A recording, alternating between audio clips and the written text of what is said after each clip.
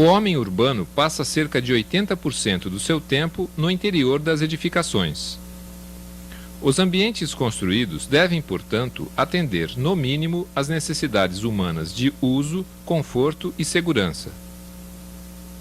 Para verificar o desempenho das edificações no decorrer do uso, utiliza-se um conjunto de métodos e técnicas, a avaliação pós-ocupação.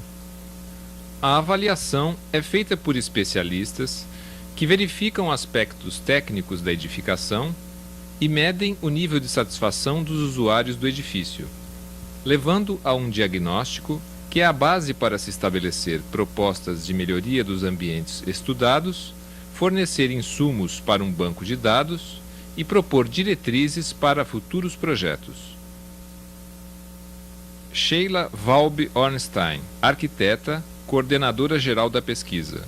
Avaliar edifícios escolares é algo bastante significativo dentro do contexto dos trabalhos de avaliação pós-ocupação, pela quantidade de unidades desse gênero existentes no Estado. São mais de 6.000 escolas de primeiro e segundo graus, e pelo envolvimento com esse tipo de trabalho por parte de arquitetos e engenheiros.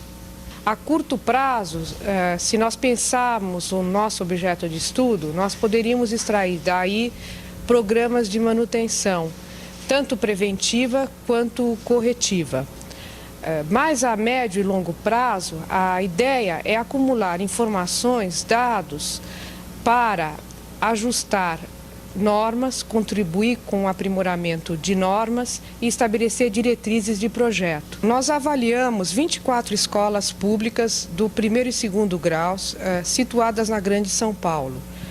Todas elas foram projetadas e construídas a partir de 1945 e predominantemente nas décadas de 60 e 70. Primeiro, nós entrevistamos engenheiros e arquitetos da Fundação para o Desenvolvimento da Educação, a FDE, que é o órgão responsável pela continuidade da formação dos professores e pela manutenção da infraestrutura nas escolas. Depois, nós fizemos uma leitura dos projetos originais e visitamos as escolas para verificação dos ambientes. Nessas visitas, fizemos um registro fotográfico seguido de um registro videográfico. Para obtermos a opinião dos usuários, fizemos entrevistas e passamos um questionário sobre o edifício para os professores, funcionários e alunos das escolas. Todas essas informações foram transpostas para o computador e as plantas atualizadas no AutoCAD. A grande maioria das escolas pesquisadas está situada na periferia do município de São Paulo.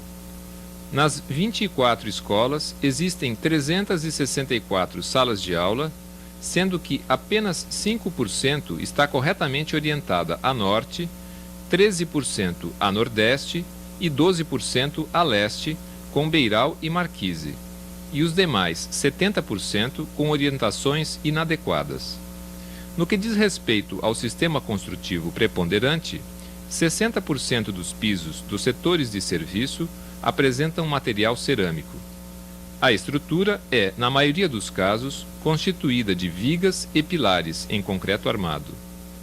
A alvenaria, em mais de 40% dos casos, é de tijolos de barro revestidos. E quanto à cobertura, em mais de 70% dos casos, trata-se de lajes revestidas com telhas. Em média, para cada 100 alunos, temos 3 professores e apenas 1 funcionário. O arquiteto contratado pela FDE para fazer o projeto da escola ligou para mim, pediu para eu estar aqui num sábado às 10 horas da manhã, que ele vinha conhecer a escola e ver e saber das necessidades dentro da verba que ele tinha para usar na ampliação da escola. Aí eu estive aqui com ele 2 vezes, nós conversamos, ele quis saber das necessidades das crianças, ele quis saber da comunidade. E eu disse para ele que as crianças aqui eram crianças que não tinham ruas asfaltadas, que não tinham quintais, que não tinham praças, que não tinham clubes. E que ele fizesse aqui o melhor que ele pudesse em termos de espaço, de amplidão para as crianças. Para o desenvolvimento de um projeto de edificações escolares, é importante que a gente atente para diversos itens. Entre eles, eu vou citar alguns que são considerados mais importantes. Primeiro, é o atendimento do programa arquitetônico. Dentro do modelo pedagógico adotado hoje pela Secretaria da Educação, nós temos como conjuntos funcionais os seguintes espaços: o setor de vivência, o setor pedagógico, a área de administração, a parte de serviços gerais. Dentro de um esquema funcional, os alunos se agrupam na chegada dos turnos de aula e se dirigem depois para o setor pedagógico. Temos como apoio as áreas de administração e a parte dos serviços gerais, que é a parte de higiene pessoal, as áreas de depósito e setores de apoio de manutenção aos edifícios escolares. Segundo o professor Borelli, o projeto de escolas públicas deve evitar movimentos de terra para reduzir os custos e facilitar os deslocamentos das pessoas na escola. A implantação no lote deve permitir a insolação adequada, principalmente nas salas de aula, bem como futuras expansões do setor pedagógico e das áreas de apoio. O professor Borelli destaca a importância do projeto contemplar aspectos de segurança, evitando assim improvisações futuras que descaracterizem o desenho original. O paisagismo é um aspecto que deve ser levado em conta tanto do ponto de vista pedagógico como do ponto de vista do conforto ambiental. E a comunicação visual facilita a orientação dos usuários, cria ambientes mais agradáveis, influenciando positivamente o aprendizado. O sistema construtivo usualmente utilizado é o sistema porticado de vigas e pilares em concreto. Esse sistema é baseado em uma modulação de 90 por 90 centímetros.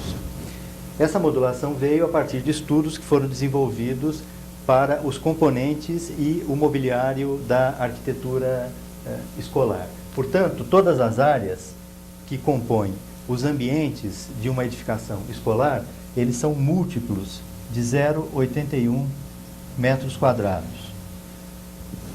Com relação à modulação vertical,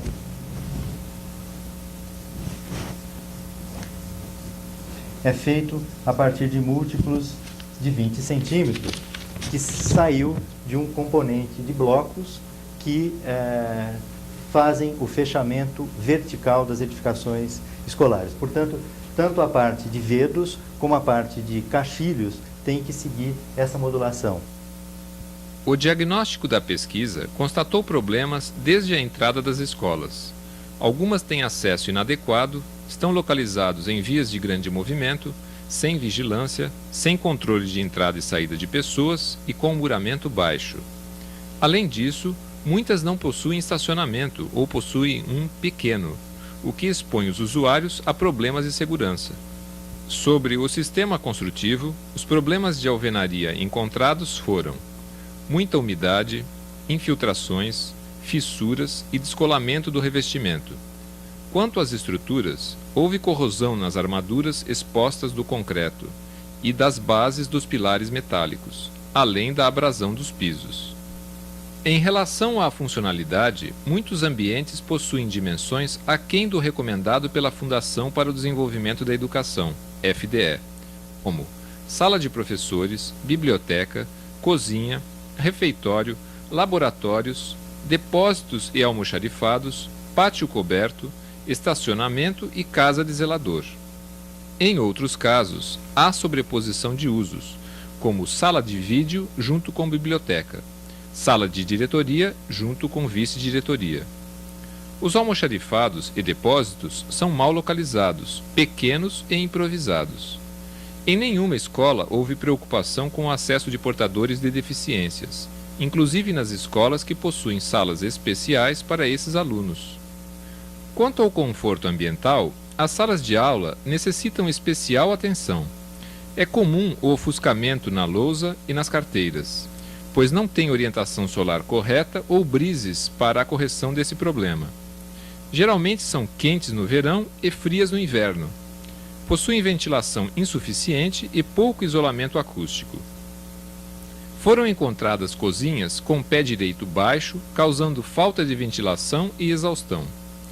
Muitos refeitórios não possuem mobiliário adequado para as refeições e não há preocupação de racionalizar o uso da iluminação artificial para a economia de energia. Quanto à manutenção, os sanitários e jardins são mal conservados e os coletores de águas pluviais encontram-se obstruídos. Não há um programa educacional que motive o aluno à conservação do ambiente. Assim, detectou-se atos de vandalismo, como depredação de sanitários e pichações de paredes e carteiras. Quanto aos aspectos positivos, encontrou-se uma escola com estacionamento para professores e funcionários com grade e portão elétrico. Outra escola com uma zeladoria muito bem localizada e com boa aparência. E ainda outra escola com um alarme na diretoria ligado à casa do zelador. Para aumentar a segurança contra roubos, na maioria das escolas, os caixilhos possuem telas metálicas ou grades. Em algumas escolas, há ambientes com tamanho igual ou superior ao recomendado pela FDE. Houve casos em que as fachadas das salas de aula receberam brises ou controladores de radiação solar, o que evita ofuscamentos e minimiza a elevação de temperaturas. Esse ofuscamento também foi evitado plantando-se árvores ao redor da escola. Quanto aos pátios, encontrou-se alguns cobertos, com pé direito elevado e abertura lateral superior, possibilitando a iluminação e ventilação naturais. Entendemos, no caso, especificamente as salas de aulas e as bibliotecas, além de outros eventuais espaços que as escolas deveriam ter ou devem ter para atender todas as finalidades de ensino. Mas, no caso particular, a sala de aula e a biblioteca seriam aqueles espaços em que os processos sensoriais estão sendo usados com maior intensidade e onde o atendimento das exigências básicas para esses processos de percepção deveriam ser atendidos. Nós podemos eleger ou selecionar dentre os vários processos sensoriais a visão, que é aquele dos sentidos que a gente utiliza com maior intensidade, a audição, a percepção de calor através da pele e aquele conjunto de percepções que são englobados pelos estudos da ergonomia, que tem a ver com os esforços do corpo para a utilização, as condições de acomodação ao mobiliário, aos equipamentos. Segundo o professor Kiki Hercule, os espaços dedicados ao ensino devem apresentar níveis adequados de iluminação e evitar a perturbação da visão do aluno. Possibilitar audição clara e fiel daquilo que está sendo dito em aula e a proteção contra ruídos externos. E atender às necessidades térmicas, incluindo a ventilação, o controle de temperatura e a insolação. Até junho deste ano, de 95, veio a equipe volante da Delegacia de Ensino, que trocava lâmpadas, fechaduras, arrumava os sanitários. A partir de junho, essa equipe de manutenção foi extinta. Então, há o projeto de uma verba que virá para a própria escola gerenciar a sua manutenção, de acordo com as necessidades. Então, ultimamente, nós temos feito a troca de lâmpadas com dinheiro da Caixa de Custeio Escolar, uma parte, e uma parte da APM da escola. Os serviços essenciais de troca de lâmpadas, conserto de fechaduras, vasos sanitários, torneiras, que são serviços que aparecem a todo dia para você estar recolocando.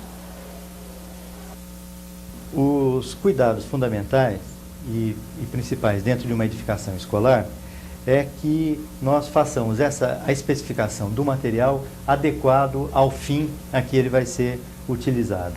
Ou seja, utilizar para piso, um material que seja adequado ao piso. Nós não podemos fazer experiências de utilizar materiais que seriam eventualmente usados para revestimento de parede, por exemplo, e fazer uma experiência com piso. Nós temos exemplos de edifícios públicos que fizeram esse tipo de experiência e que não deu certo.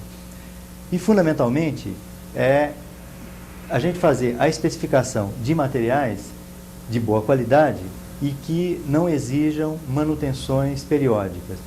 Infelizmente, a gente sabe que os edifícios públicos, eles não têm a manutenção que deveriam ter. Em recentes estatísticas internacionais, constatamos que o projeto representa em mais de 50% das patologias, ou seja, das doenças existentes nos edifícios. O projeto, portanto, é o vilão da história na construção civil, e especificamente na construção dos edifícios. Essas patologias têm que ser realmente sanadas para que o edifício apresente um bom desempenho. Assim sendo, a manutenção deve ser corretiva para sanar os elementos, as patologias que existem nos edifícios, e preventivo no sentido de uma terapia preventiva para que essas patologias, essas doenças não ocorram ao longo da vida útil do edifício. Para que isto seja uma realidade no que diz respeito à manutenção, precisamos instituir a elaboração, a execução do manual de uso, manual de operação, no que diz respeito aos materiais, no que diz respeito aos equipamentos. Regra geral, após a construção, o usuário não dispõe do manual de uso, vindo, portanto, complicar a vida, o bom desempenho dos edifícios, no que diz respeito, principalmente, como já afirmei, nas patologias. Veja, não basta nós projetarmos, nós construirmos, nós mantermos o edifício.